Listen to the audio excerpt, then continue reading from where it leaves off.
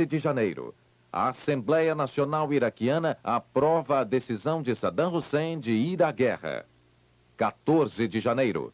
Fracassa a missão de paz do secretário-geral da ONU, Pérez de Cuéllar, no Iraque. A guerra no Golfo vai começar pelo ar. O ataque dos aliados prevê várias ofensivas com diferentes aviões. Depois dos caças invisíveis F-117 e dos bombardeiros supersônicos de precisão, seriam feitas as ondas de ataque diário com bombardeio pesado. O Iraque também tem força no ar. De imediato, deve ser usada uma combinação de MiG-23 e Mirages F-1 com mísseis guiados por raio laser ou TV. Eles vão atacar as tropas que estiverem avançando sobre os territórios do Kuwait e do Iraque. Vão visar também as instalações militares da Arábia Saudita, particularmente na capital, Riad. Ao mesmo tempo, devem entrar em ação os MiGs 25 e 29, de defesa e cobertura. Eles vão tentar interceptar os aviões inimigos. Em seguida, serão lançados os mísseis, e alguns deles terão como alvo as instalações militares de Israel, quase todas secretas, mas que Saddam diz saber onde estão. Esses mísseis são equipados com bombas de impacto, incendiárias ou químicas. Mais visados dentro do Iraque é o próprio Saddam Hussein. Pelo menos um esquadrão da Força Aérea Ocidental estará equipado com mísseis e bombas Paveway de grande precisão, do mesmo tipo utilizado contra o líder líbio Muammar Gaddafi em 1986 e que podem atingir quaisquer alvos com precisão cirúrgica. Estados Unidos tem um satélite espião flutuando no espaço sobre o Golfo. A câmera de televisão instalada no satélite transmite a guerra ao vivo e em cores nos mínimos detalhes. Sentado na sala da situação, no subsolo da Casa Branca, o presidente americano vai observar a guerra do alto. A câmera instalada no satélite, a 750 quilômetros de altura, mostra o cenário geral do Golfo, os movimentos de tropas, navios e aviões. Quando for acionada, a lente de aproximação da câmera vai buscar até os mínimos detalhes, lá embaixo. As imagens que chegarão à tela diante de George Bush poderão mostrar cidades, bairros e até ruas. As imagens podem parecer um grande videogame, mas vão revelar a realidade da guerra. O que está acontecendo na Terra também está escrito no céu. E Nostradamus previu tudo isso há 4 séculos. De acordo com Nostradamus, justamente na véspera do ano 2000 haveria uma grande invasão maometana sob a liderança do 7º anticristo. O primeiro foi Nero, na Roma Antiga, e o mais importante até agora foi Hitler, na Alemanha nazista. Este novo anticristo já foi confundido com o Ayatollah Khomeini, mas parece se encaixar melhor na figura de Saddam Hussein. Nostradamus previu ainda que haveria um eclipse solar antes do momento do conflito. E amanhã, no dia seguinte ao prazo para o início da guerra no Golfo, vai haver um eclipse solar. E o deserto vai ficar à sombra.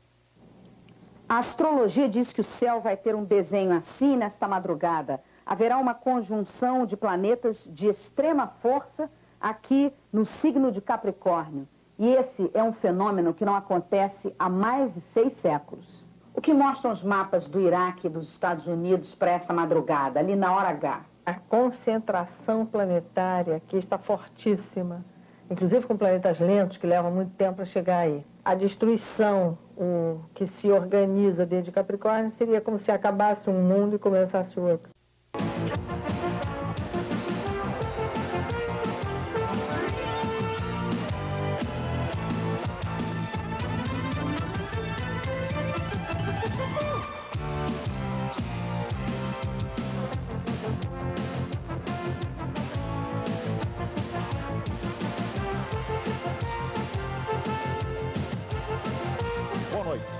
Estas são as manchetes do Telejornal Brasil. A França adverte, chegou a hora de usar a força contra o Iraque. Os Estados Unidos anunciam, a guerra pode explodir mais cedo do que se prevê. O Iraque garante, já está pronto para a guerra no ar, terra e mar.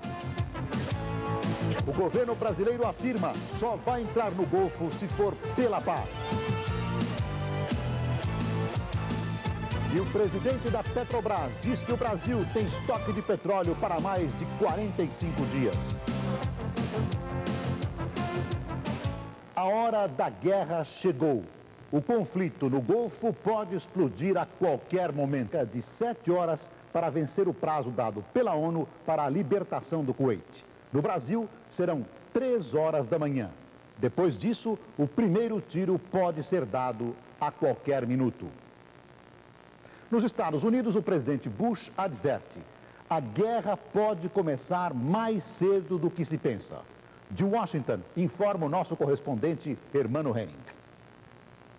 A Casa Branca divulgou uma mensagem do presidente Bush. Estamos atentos para tomar uma decisão assim que o prazo se esgota. O Golfo Pérsico informam que os 415 mil soldados americanos, juntos com mais 265 mil combatentes aliados, estão prontos para o ataque. Pete Williams, o porta-voz do Pentágono, disse agora à tarde: estamos sendo prudentes e levando em consideração o clima de tensão no Golfo. Há 2 preocupações no Pentágono e no Departamento de Defesa: as ações militares no Golfo e a ameaça terrorista, inclusive nos Estados Unidos.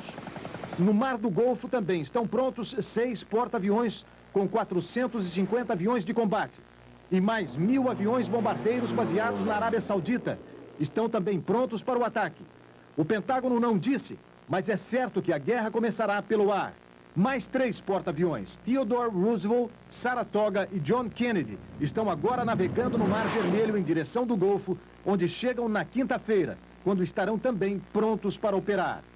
Aqui em Washington, este é o clima em frente à Casa Branca. É uma vigília contra a guerra. A capital americana vive um clima parecido com o final dos anos 60, com os protestos contra a guerra do Vietnã. Em instantes, a corrida contra o relógio. Faltam 6 horas e meia para o fim do prazo dado a Saddam Hussein. De Amman, na Jordânia, Cílio Bocaneira. E atenção, o Conselho de Segurança das Nações Unidas acaba de decidir. O secretário-geral da ONU, Javier Pérez de Cuéllar, vai fazer ainda esta noite um último apelo de paz ao homem forte do Iraque, Saddam Hussein, em nome de toda a comunidade internacional. A Rádio Bagdá informou esta noite que Saddam Hussein fez hoje uma visita às tropas iraquianas que estão no Kuwait desde agosto. O homem forte do Iraque disse que suas tropas estão prontas para a guerra. Nós voltaremos a qualquer momento com as últimas informações sobre a ameaça de guerra no Golfo. Nossos repórteres nos Estados Unidos, na Europa, na Jordânia e em Israel acompanham todos os lances da crise. E às 3 horas da manhã mostram o que vai acontecer no fim da contagem regressiva para a retirada das tropas iraquianas do Kuwait. Um momento que o mundo inteiro acompanha com preocupação. A equipe de jornalismo da Rede Globo se preparou para registrar todas as notícias da guerra, mas, até o último instante, continua torcendo pela paz. Boa noite. Boa noite. O secretário-geral das Nações Unidas, Javier Pérez de Cuéllar, acaba de fazer um último apelo para a paz no Golfo Pérsico.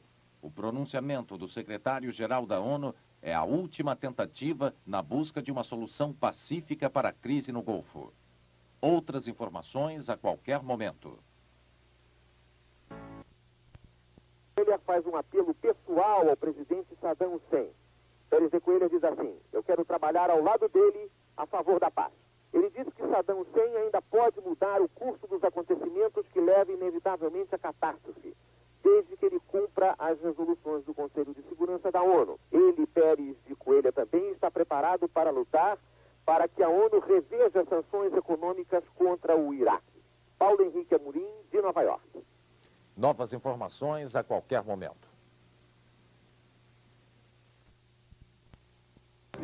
A qualquer momento, 24 horas no ar.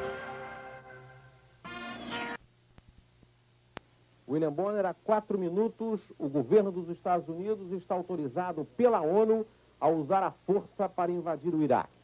Nesse momento, na Casa Branca, não há nenhum sinal de anormalidade. Não entrou nenhum assessor especial para falar com o presidente Bush e admite-se, suspeita-se que o presidente Bush esteja descansando.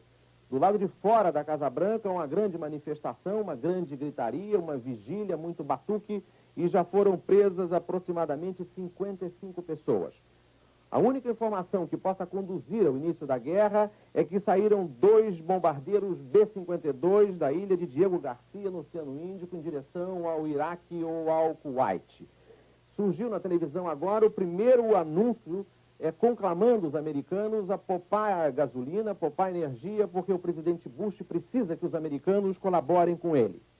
A segurança da Casa Branca foi reforçada, os americanos estão com medo de terrorismo e se anunciou agora na televisão que 3.000 iraquianos que estão com seus vistos vencidos estão sob observação especial do FBI. William Bonner.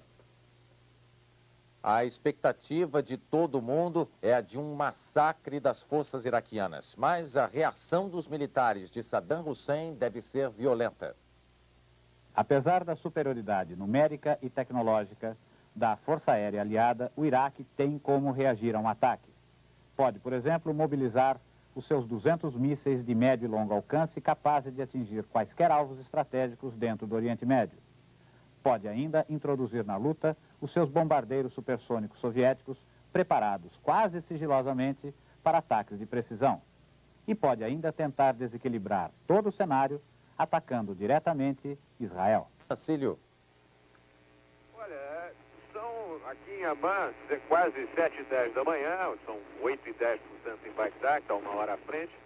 Está um belo dia, o sol nasceu ainda há pouco, as ruas estão tranquilas, o trânsito se movimentando sem maiores problemas, as pessoas saindo para trabalhar calmamente. Ainda há pouco nós ouvimos a chamada na mesquita, a reza matinal. Está um dia absolutamente tranquilo, quer dizer, a catástrofe esperada até agora pelo menos não aconteceu. Os jornais matinais já saíram, o destaque principal dos jornais jordanianos é para a fala do rei, o rei Hussein, ontem à noite, prevendo que o mundo estava à beira do precipício, pelo menos o Oriente Médio, à beira de um precipício, caso a guerra efetivamente estourasse, o que ele já previa que acontecesse. As Forças Armadas do país estão em estado de alerta, mas no dia a dia, como eu falei antes, a situação está relativamente tranquila, tentando manter a situação tão calma quanto possível, tão rotineira quanto possível. Os ônibus estão se movimentando, eu estou conversando com você e ao mesmo tempo eu tenho uma visão das ruas aqui pela janela. Está um trânsito normal se movimentando, o pessoal a caminho do trabalho, o dia começa cedo aqui. E, como eu disse, o que existe no ar uma ansiedade, uma expectativa, uma preocupação. Do Jornal da Globo, nós dávamos a notícia de que a TV NBC dos Estados Unidos havia alertado a população pelo fato de que aviões, ou de que os Estados Unidos estariam interferindo no sistema de comunicações dentro do Iraque e de que isso seria um sinal de um eventual ataque aéreo iminente. Essa informação já foi confirmada? Houve alguma reação por parte da Casa Branca de confirmar ou não essa informação? Não.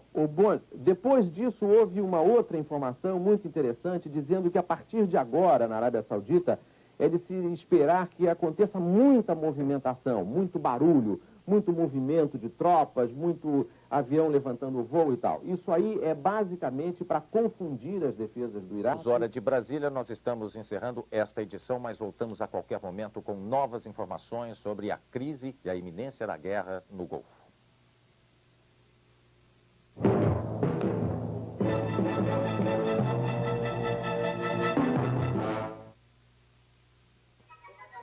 Os soldados que deem a vida e a alma pelo Iraque. Hussein percorreu a linha de frente das forças iraquianas do Kuwait. Ele tentou transmitir ânimo aos soldados e disse que está se aproximando a hora da grande batalha. Hussein passeou entre as forças da artilharia e testou um canhão. Junto dos soldados, ele tentava transmitir uma imagem de confiança. Mas depois, reunido com seu Estado-Maior, parecia tenso e preocupado. As primeiras imagens de Bagdá, a capital do Iraque, mostram uma cidade fantasma. A população de Bagdá está deixando a cidade, que se prepara para a guerra. Fontes não oficiais dizem que mais da metade da população já deixou a capital do Iraque, mas o governo desmentiu a informação oficialmente. Hoje, os habitantes de Bagdá começaram a receber instruções para o caso de ataque aéreo. Nas escolas, os alunos aprenderam como usar máscaras contra gases. As rádios iraquianas estão tocando apenas músicas militares e os jornais afirmam que o país está pronto para a guerra. A linha aérea da Jordânia, uma das últimas que ainda chegavam a Bagdá, cancelou hoje seus voos para a capital iraquiana. 4 imensos navios-tanques carregados de petróleo estão no porto do Kuwait. O Pentágono teme que o Iraque solte todo esse petróleo no Golfo e depois coloque fogo nele. A fumaça que isso pode produzir em toda a região atrapalharia tanto os aviões como os foguetes americanos. Pior ainda, se o petróleo se misturar com a água do Golfo, ela não poderá ser dessalinizada e os soldados americanos não terão água para beber. O deserto treinaram bastante à noite, mas o movimento por terra de infantaria e artilharia pode começar bem depois dos ataques aéreos, até 2 semanas depois, dizem os estrategistas. O presidente Bush, mais uma vez, nada disse hoje. Foi o seu 2º dia de silêncio. Só conversou com seus assessores de segurança e com o secretário James Baker. Este é um momento decisivo para o presidente dos Estados Unidos, que completa 2 anos de mandato no próximo domingo. O presidente se fortalece. Caso contrário, pode ser o fim da carreira dele. A Casa Branca continua esperando um sinal de Saddam Hussein. Qualquer sinal, diz o porta-voz Fitzwater. Mas horas depois de encerrado o prazo da ONU, nada indica que o Iraque esteja disposto a evitar a guerra. O América transporta outros 70 caças bombardeiros, que vão se juntar aos mais de 1.000 aviões americanos na área. O Pentágono anunciou que está mandando mais homens e armas para a região. Agora, os americanos já têm 400 mil homens na área, mais de 1.000 tanques e 60 navios. E nos Estados Unidos continuam os protestos contra uma possível guerra no Golfo. Outra medida provisória criando... A base do poderio aéreo aliado são os cerca de 500 aviões de guerra americanos na região. Entre eles, os versáteis caças F-16 e F-14 e o avião antitanque A-10. Há ainda 250 helicópteros, entre eles o moderno Apache H-64. Ainda não se sabe como se comportará numa guerra de verdade o Stealth, o avião invisível dos americanos.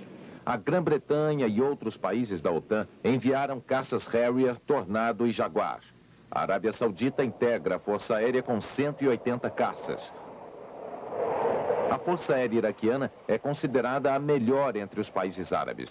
São cerca de 500 aviões de guerra, entre eles 250 MiG-29 de fabricação soviética, comparáveis em eficiência aos F-15 e F-16 americanos. Há ainda 180 helicópteros de combate. Temperaturas tão altas que era possível fritar um ovo na chapa do tanque. Além disso, as condições de sobrevivência num lugar sem água eram as mais precárias. A situação não mudou de lá para cá, por mais preparadas que as tropas ocidentais estejam hoje em dia. A temperatura continua sendo o problema principal. De dia, ela fica em torno de 48 graus. E à noite cai para 15 graus, quando não chega a 0.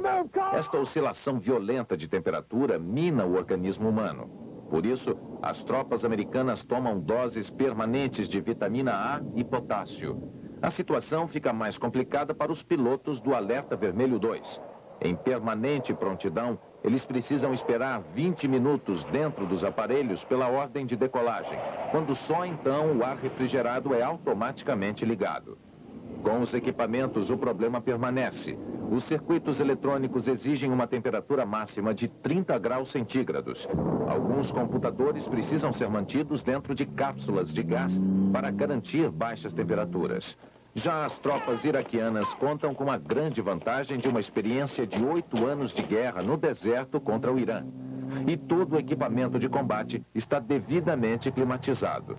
Para contrabalançar essa desvantagem, os aliados contam mais uma vez com a tecnologia. Eles estão em condições de combater à noite. Os soldados, por exemplo, usam óculos especiais, os goggles, que permitem enxergar no escuro. Será, portanto, uma guerra da natureza contra a tecnologia. De fato, já é 00:30 por aqui, fim de um dia relativamente tranquilo. Sofrer o primeiro ataque aéreo na Guerra do Golfo. Maiores detalhes daqui a pouco. Tem ele aqui, muito embora não haja confirmação oficial do Pentágono de que o ataque esteja acontecendo, essas informações da rede CNN da rede ABC e inclusive de dentro da própria Casa Branca, são sinais muito claros de que alguma coisa alguma coisa está acontecendo nesse momento em Bagdá, e tudo indica que seja o ataque inicial, aquele bombardeio aéreo inicial desse conflito entre os Estados Unidos, as forças aliadas e o Iraque. Boa noite. Estas são as principais manchetes do Telejornal Brasil. Ataques fulminantes dos Estados Unidos e Inglaterra arrasam a defesa aérea do Iraque. As forças aliadas já fizeram mais de 1000 voos de bombardeio ao Iraque e ao Kuwait. O Iraque tenta reagir e garante ter derrubado 14 aviões dos Estados Unidos e Inglaterra. Saddam Hussein passeia pelas ruas de Bagdá para provar que está vivo e passa bem.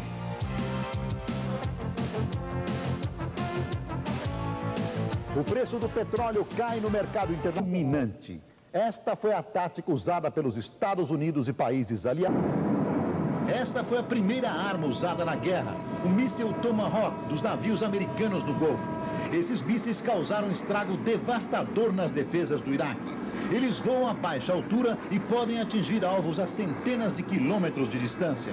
E o Iraque não tem defesas para esse míssil, projetado para uma guerra de alta tecnologia na Europa.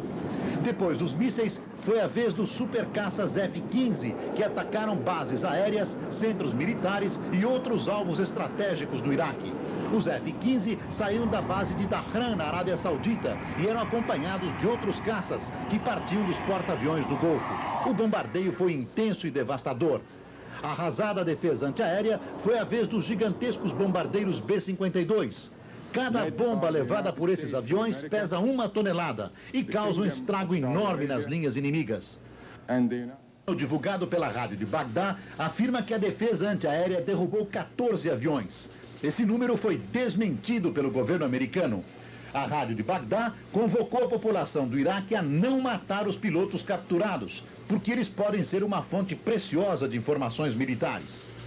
Em discurso feito hoje, Saddam Hussein pediu ao presidente americano que não incendeie o mundo como Nero incendiou Roma, e disse que esse incêndio só será evitado com a retirada das tropas, tanto iraquianas como aliadas, dos lugares sagrados do Islã. Durante o dia, a televisão iraquiana mostrou estas imagens de Saddam Hussein passeando por Bagdá. As imagens foram distribuídas como se tivessem sido feitas hoje, mas há suspeita de que elas foram gravadas antes do início da guerra. O Iraque vale menos, e é aí que Saddam Hussein imagina que possa dificultar as coisas para os aliados. França e Inglaterra admitem que foram alvo de bombardeios antiaéreos de plantão permanente para atender as possíveis vítimas das bombas iraquianas. Em todas as casas, as pessoas aguardam aviso da Defesa Civil para usar suas máscaras contra gás. Nos territórios ocupados, é mantido o toque de recolher e os palestinos não podem sair de suas casas. Triggering record declines in crude oil, heating oil, and gasoline. There's an initial euphoria over the success of the coalition forces in bombing Iraq. That's leading to Então as pessoas aqui no Brasil também estão reclamando, estão denunciando a cobrança de ágio na venda de gás de cozinha. Você acha que a situação vai realmente piorar? O Brasil não poderia ter previsto também, já que esses ataques, né, que aconteceram, a resposta dos Estados Unidos ao Saddam Hussein de não sair do Kuwait, isso já está sendo premeditado há 5, 6 meses. Quer dizer, nós poderíamos ter tomado os devidos cuidados e estocar alguma coisa.